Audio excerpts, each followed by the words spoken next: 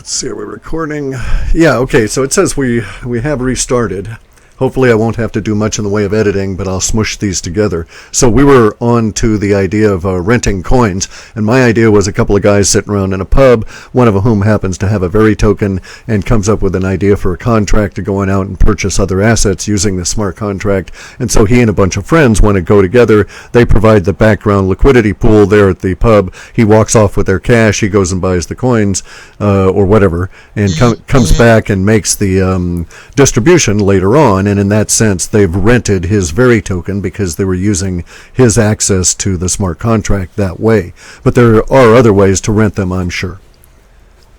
Yeah. The way we do it is we go the pure economic model, which is economic rent, which is basically it works on not necessarily scarcity, but I guess scarcity along certain lines. Economic rent basically means to receive more value than is the fundamental value of the object that you're receiving, okay, that you're selling.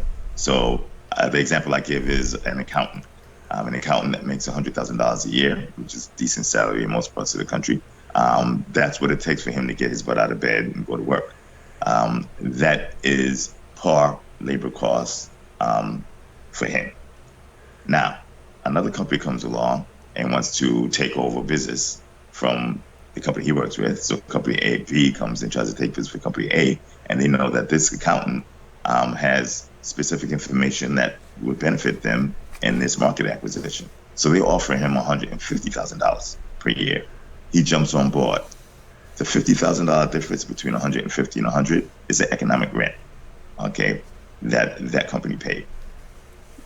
With Veritasium, you have a company that comes in, let's say a big company, BlackRock, comes in, and they say there's this office park available in the Bahamas. Probably not too many office parks in the Bahamas. Let's do it somewhere else. Let's say Toronto, Canada. Okay, and it's available through a Veritasium platform. And the guy says, "I'm looking to do business." They want to buy these specialized Veritas tokens for this office park, but they don't have enough Veritas to access the contract. So they have to go and rent a Veritas from somebody else because it's not available anywhere else. They can't purchase it directly from us for whatever reason.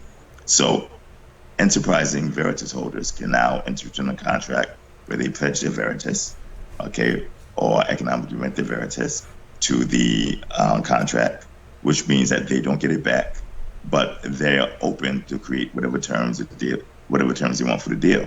So they say if it takes 1 to 100 Veritas to enter this deal, and the deal is for $100 million, that means there's 100 million tokens. Okay, that means you need 1 million tokens to enter in the contract. These guys say, I will give you the 1 million tokens, which is 1% of the deal, but we want 3.5% of the payout of the P&L. Okay. Now, if the deal fails, you get nothing. If the deal goes as anticipated, these guys now made a 350% gain on the monies that they put out. What was that, 450%? They get 3.5 times what they put in. Okay. This is a capital gain style transaction, economic rent. Now, on the other side, we're also offering contract rent from a programmatic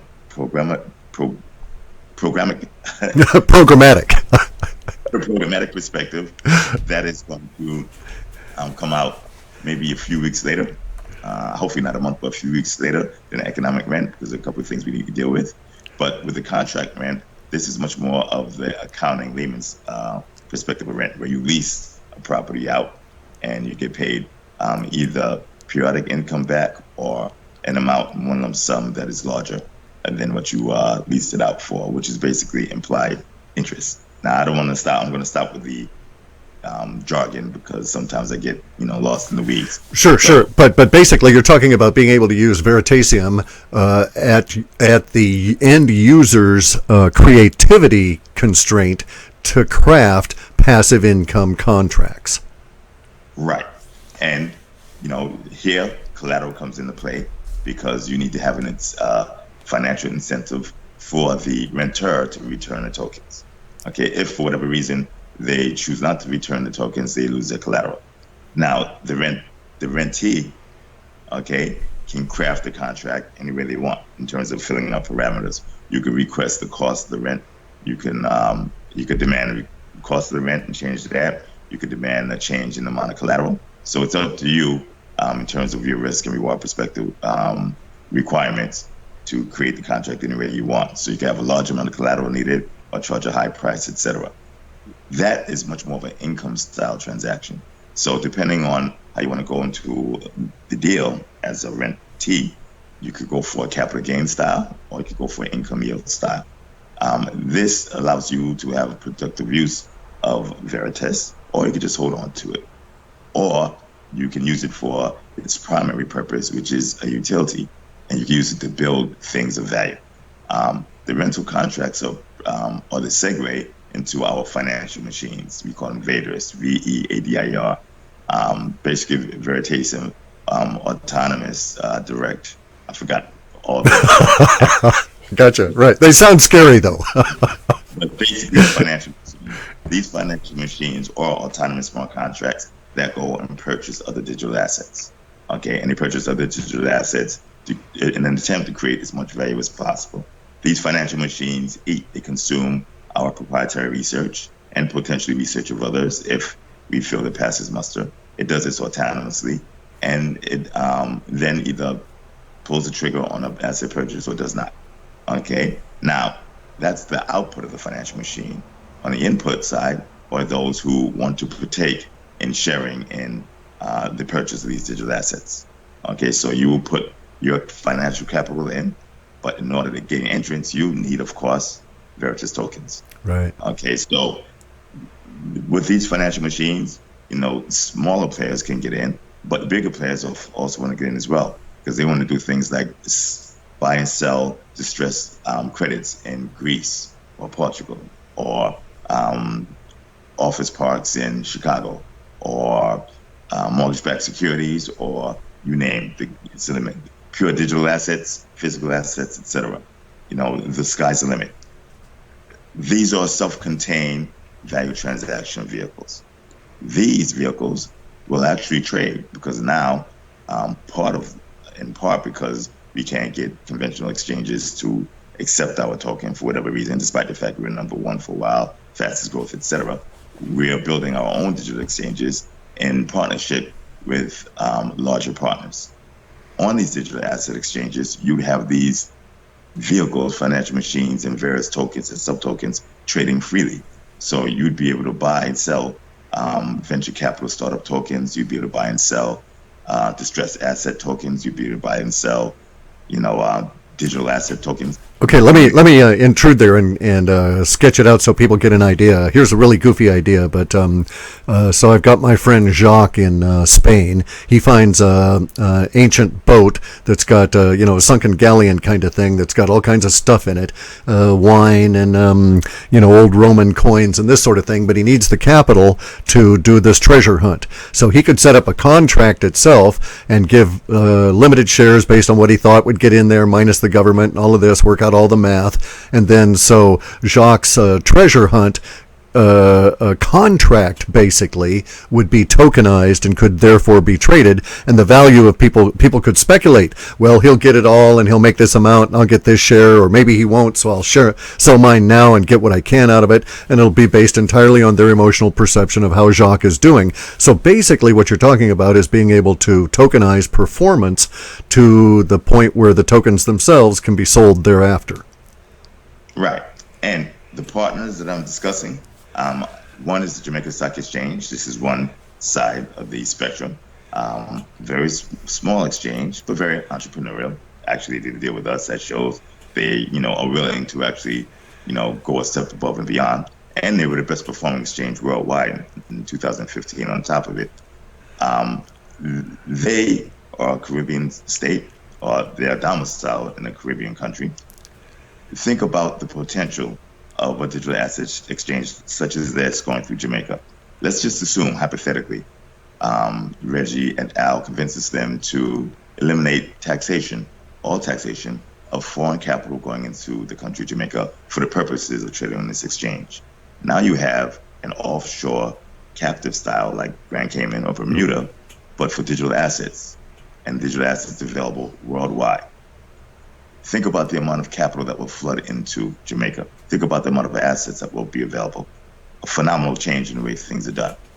Another partner that we haven't signed we haven't signed the actual contract yet, but they're very excited. We're very excited. We are well onto multiple meetings with the very, very top. This is one of the top 10 exchanges in the world. Several $1 trillion. Okay, over 1 trillion. So it's not one of them. Several $1 trillion. They have basically an implicit okay from the regulatory authorities to sandbox the activity, and we can get going almost immediately once we come to terms.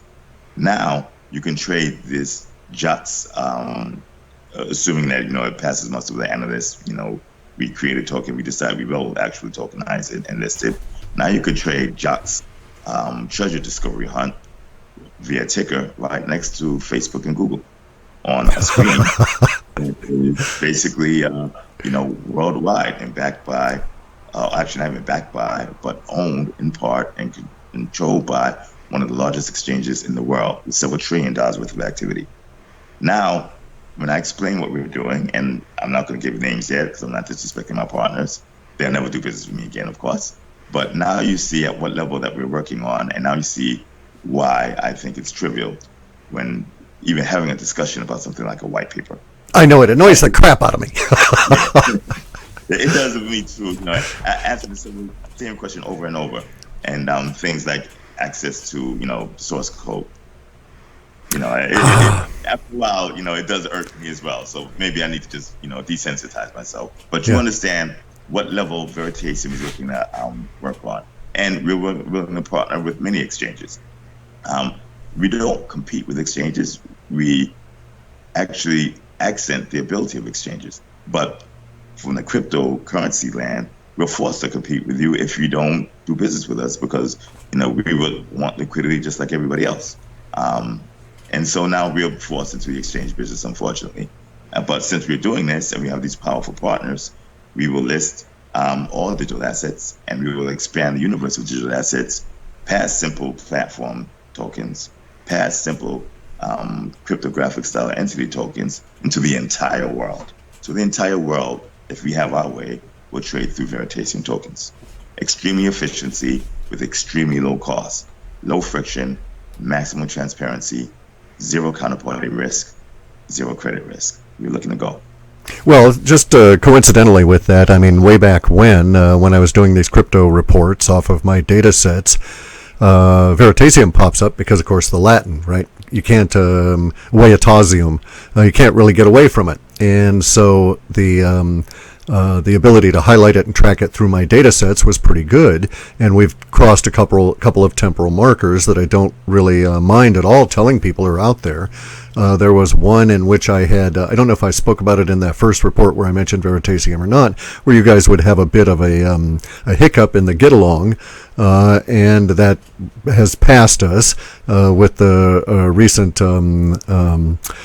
fiddle farting around from whoever in the tokens, and it met all the linguistics, and so now we're on to this big push that in our data sets is a pretty good arc in terms of performance and in the price of the US dollar terms of the tokens through to the extent of the short-term data, which is about mid next year. So it's kind of like, well, you've got this hurdle behind you, and now it's a little bit more smooth sailing for you in the future. There's one other thing I needed to go back to just to be absolutely certain we've killed this bugger, and that is all of the issue with the shares. Now I understand we're not talking, or not shares, excuse me, the coins that are the non-securities that are remained unsold. I understand we're not talking a business model like the network providers, so to speak, and their business model of growing. And so, but a lot of the small purchasers of Veritasium are concerned because they think it's a pump and dump, or all these could be dumped in and flood the market, because they're thinking about it inappropriately. They think that such a thing would be used to manipulate a captive market. But your purpose, well, as I understand it, you didn't have the market take-up that you expected, so you've isolated the others that weren't sold, the other tokens that weren't sold, and you intend to feed them out as business builds. And by the time you're doing stuff on the Mars Commodity Exchange, maybe you will have burned up those that you've got now. But basically, it's not any form of I'm going to wait until it gets to this price and then dump them on the market sort of a thing. Not in your interest at all. Correct? Okay. Well, let me address. I'll try and put this to bed. I'm going to start at a very basic level, and I'm going to offend a lot of people. And this might not be the best thing to say from a public relations perspective, but everybody knows that I'm honest. Okay, I'm a capitalist. I'm in here to create value. So if that's a problem for anybody, this is not the venture for you. As simple as that. Okay, I put 51% of tokens up for sale initially. Just under 2 million were taken. We don't believe in burning tokens. It's like burning money or burning inventory. No company in their right mind would burn inventory unless inventory is no longer valuable. We took the tokens back in inventory, okay? And we're going to do the same thing we've done in ICO, which is why we limited to 51% sale. We're going to sell the tokens. The tokens are our product. Don't confuse the tokens with stocks or securities. That's not what they are. Now, you take a pool of stocks, they have to share. You take a collection of stocks, these stocks share a common pool of earnings. Hence, the more stocks that you have, the less earnings each stock gets. Okay, and that's called dilution, right? The earnings share is diluted. The less stocks that you have, the greater the share each stock gets. That's called accretion. Now, a lot of ICOs are playing accretive dilutive game by purposely looking to limit the availability of the tokens, hence increasing the perceived value, but actually just increasing the price temporarily of the tokens. We don't play that game. We're purely value driven. Okay, but with that being said, we're out to sell. The more tokens we sell to the right customers, the more valuable each and every token holder becomes from their Veritas token and the utility value in it. Think of the network effect. Okay, number one. Number two, if we don't sell all of them and we execute in building value into the tokens, then still the more valuable each token holder becomes because of the increase in utility value, because you can do more things with it. But looking at this from a stock perspective or some type of security perspective, you miss the entire boat. Outside of being wrong, right, you don't understand the value proposition of Veritas, so you never be able to make best use of it. It's my assertion, right, that the utility value of Veritas is more valuable, it will be greater than the capital appreciation value of Veritas. That's saying a lot, because we launched Veritas priced at $1 on April 25th, which is my father's birthday. Due to the Ether peg, we priced it in Ether officially instead of US dollars, but I priced it at I chose the Ether price to make it $1. Ether creeped up. The initial sales came out at $1.33. I think it's trading at just under 200 now, maybe like 190, something 180. From $1.33 to 180 is well over 100 times in just 2 months. Okay, so you would think that is a very strong return. That is nothing compared to the utility value of Veritasium, where you get to literally change capital markets in itself to go from a hub and spoke model, central bank, money center banks, national banks, regional banks, and then mom and pop stores. Okay, you change that model, rip it up, and go to pure peer-to-peer capital markets, where you have untold amounts of value unleashed. Now, that might seem pie in the sky to many, and that 130 times return in a couple of months may seem more tangible, but take it from the guy that engineered this token and engineered it from a financial engineer's perspective and not from a computer engineer's perspective. We're just scraping the surface, simply scraping the surface. It's the utility value that you go for, 100%. If you don't understand utility value, dig in more, ask a lot of questions. I love to talk, so I'll, sure, and fill you in as much as possible. I just don't respond well to someone trying to cast aspersions from a position of ignorance versus simply asking, I don't get it, how does this work? Right, I understand, and unfortunately, we're right at that point in our shift into the new sci-fi world, where the language is also intruding, because people naturally have been trained to think in terms of share markets, IPOs, etc. ICOs are an entirely different critter entirely, and we're into a situation where, well, even the idea of smart contracts. I'm reviewing all of these ICOs that are coming on out, and I keep running into this continual thing repeatedly. It doesn't matter what language, what country. Hey, we're going to have an ICO. We're going to have legally enforceable smart contracts. And as soon as I read that in the first part of their abstract, I throw it away and go on to the next one. There's absolutely no point in a software world where the contract is executed by the software to involve lawyers, and smart contracts by their nature disintermediate lawyers instantly, which is probably why Veritasium is so valuable. You got rid of that entire layer, and so Universe said, well, you've got to be worth at least this much, simply because there's no lawyers involved in the damn contracts. But we also have to acknowledge that, there are people that see these things as the capital appreciation. So, for instance, kudos to Veritasium, because my buddy J Snip Forb was able to buy a house on the capital appreciation from Veritasium within a month, and he's rather staggered by this, as are a lot of people that had that capital appreciation. Now, I'm really thrilled about the idea of the using of the Veri tokens, and I can see where their price in US dollars or Ethereum might be absolutely immaterial to those people that are going to need them for specific market actions later on. They won't care what it costs, because not having them will cost them a whole future of business as opposed to a little tiny bit of money. And right. That's really its utility. Right, and I like to say once again, I've been preaching and espousing from the very beginning. We're not selling securities. You see, right. The SEC is now coming to the forefront.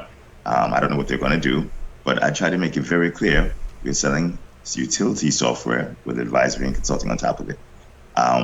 Believe it or not, now, which is you'd think it'd be easier to convince a retail user versus a corporate user, but the institutional user gets it. They really, really get it. The last few meetings I had, I sat down and, the discussion started with, I have no idea why we would discuss Bitcoin when I'm the senior partner of distressed credits of XYZ fund, with $24 billion in assets, etc. That's how the conversation began. An hour later, and having an hour conversation or 2.5 hour conversation with these guys is a feat in of itself, because usually after 10 to 15 minutes, they say you have to go. An hour later, they're in total fascination, because now they understand what the true power and utility of this technology is. Throughout the vast majority of most of these meetings, we don't even discuss the actual tech from a technical perspective. The big meeting with the big exchange, we glanced over it once. He said, notice I didn't even ask you about the tech. As I was getting up out of my seat and walking out, we had a technical discussion on the nitty gritty. Okay. It is very, very important for anybody who wants to really benefit from Veritasium to understand the utility value. Capital appreciation is a byproduct of the utility value. And like I said, I'm not going to lie. If I got 100, I can't do the math, but let's say that 180. If I had 150 times return in 2 months, I may be focusing more on the optics versus the actual mechanics. But that's not the way to do it. And when you do it, it also tends to cause you to think of this as something that is not, i.e. an investment. It's an investment in utilitarian future and capability, not a financial investment. Sure, in a sense, it's like being able to buy a portable generator for $5 now, 6 months ahead of the winter, when you wouldn't be able to get it off the shelf after the power is gone, no matter what, because their cash registers wouldn't even work. Right, and someone who knew that this winter is coming, think of winter is coming. We'll see him in the show again, Game of Thrones, right? Someone who knows winter is coming can go and they can buy that generator for me for $500. And you say, wow, this guy's a sucker. He's going to give me $500 for a $5 generator. You made a 100 times return, right? You're very happy because you're thinking of it in terms of, financial speculation. When winter gets here, okay, your family starts to go wayside. Your health fails. You fear death. Now you realize the utility value of that generator, and it was worth more than 5, considerably more worth more than 500, considerably more worth than 5,000. So a 1,000 times return still pales to the utility value of the generator. I'm asking everybody, look at the utility value. Exactly. And just one more quick thing on that.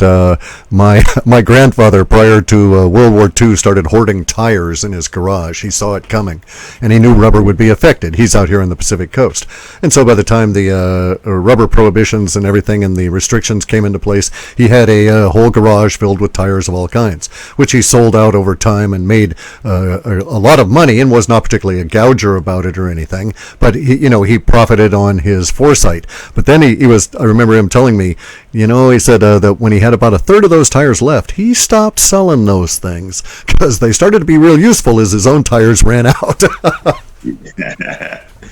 And I see that coming, and that's when the hoarding effect comes into play. That's why Veritasium would never really be a currency, even it was never espoused as a currency in the first place, and there was no correlation. But for those who like that term digital currency, which I don't like, I think in terms more of a digital commodity, that's more befitting of Bitcoin, Ethereum, etc. But when you have the anticipation of true utilitarian use, utilitarian value, and the potential for deflationary high gains, the term itself is nonsensical. So I would like for everybody, unless you're using an actual currency app, and there are those that can serve as a currency. Dash is a perfect example. Very, very well done.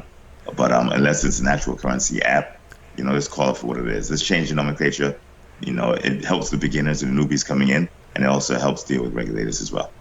It's a very good thing to take control of the language. I certainly agree with you. And it's kind of a pain in the butt to stop and censor yourself all the time, but it's worth it in the end. Certainly is. I'll sort of wind down now, unless there's something. We've covered all the major questions that I had.